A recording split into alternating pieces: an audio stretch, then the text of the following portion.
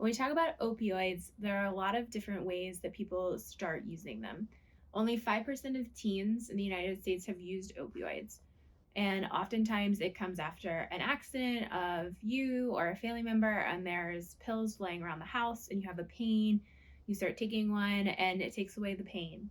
And you keep coming back to it because it does make you feel so much better and takes away a lot of the problems that you have.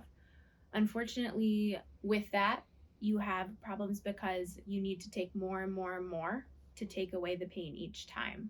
The health consequences can be pretty serious. For the oral opioids, no one thinks that they'll ever switch, but oftentimes you have, like we talked about, you build up so much of a tolerance that you have to switch to using the IV opioids to get the same reaction that you used to with the oral opioids.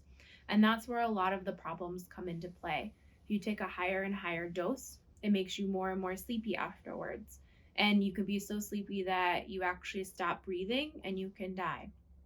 You can be really sleepy and have contents in your stomach go up into your lungs and give you a really nasty infection in your lungs where you need to be in the hospital with a breathing tube.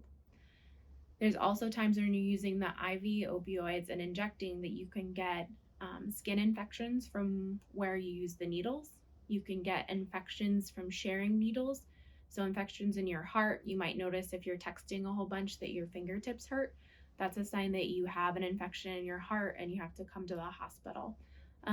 There's also risk for when you're sharing needles to get hepatitis or HIV or other bloodborne illnesses that can be a lifetime of consequences from those things.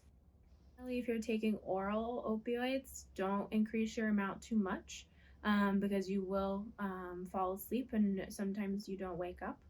And if you're using IV, make sure you're using clean needles. There are places that you can go and get exchange your old needles for new needles.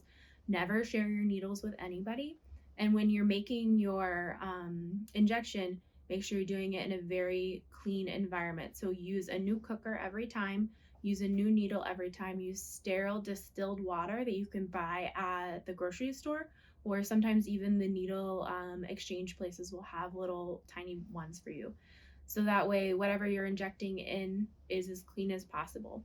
And this will help decrease the risk of all of the infections, including the heart and the HIV and hepatitis. If you have any questions about where to go for needle exchanges, or if you're feeling any of these symptoms, talk to your doctor and we can get you set up.